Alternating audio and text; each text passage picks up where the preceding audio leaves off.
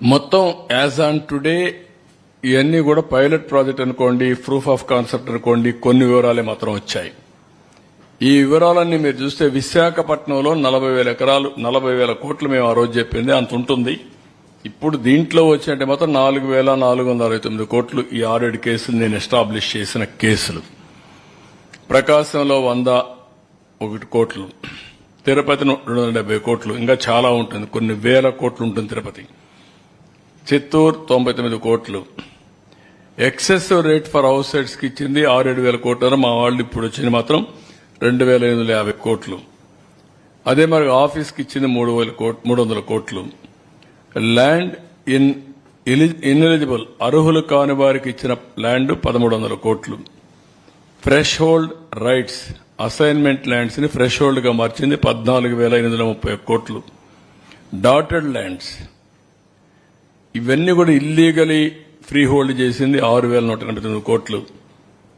ఇంకొక పక్కన పట్టా made illegally fresh hold చేసింది ఇది 102 కోట్లు. ఇదేమిది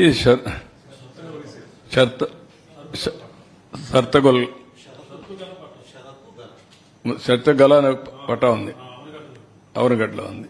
కొన్ని ఏరియాల్లో కొన్ని అప్పుడు ఉండే ఇదంతా స్పెసిఫికేషన్స్ ప్రకారం.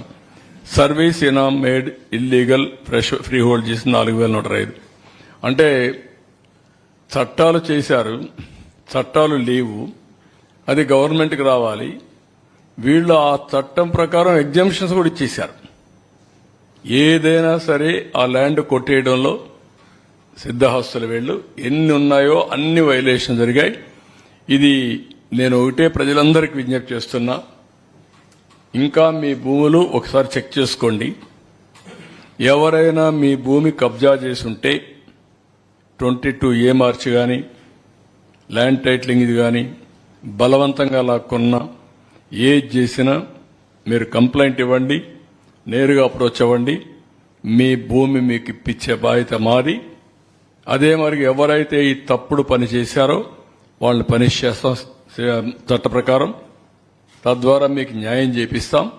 ఇలాంటి జరిగినప్పుడు భవిష్యత్తులో ఇంకొకరు చేయకుండా ఉండాలి అంటే కఠిన శిక్షలు అవసరం.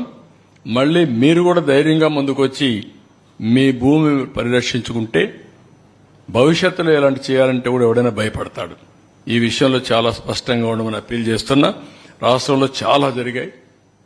ఇక్కడే చిన్న చిన్న విషయాలు ఇక్కడ చెప్పలేకపోయాం. విశాఖపట్నంలో ఒక అతనైతే ల్యాండ్ ఓన్గా కొనుక్కుంటే ఆయన ఎంత హెరాస్ చేశారో కడాన సుప్రీంకోర్టు వరకు పోయే పరిస్థితి వచ్చింది. రంగనాయకమ్మ ఆస్తి కొట్టేస్తే హైదరాబాద్ పోయి షెల్టర్ తీసుకుని మొన్నటి వరకు బతికి ఇప్పుడు మళ్ళా వస్తే అది ఇచ్చే పరిస్థితికి వచ్చాం. ఎవరైనా సరే మీ ఆస్తులు కబ్జా చేసి ఉంటే మాత్రం, అక్రమంగా లాగేసుకుని ఉంటే మీరు కంప్లైంట్ చేయండి. మీకు ఇప్పించే బాధ్యత.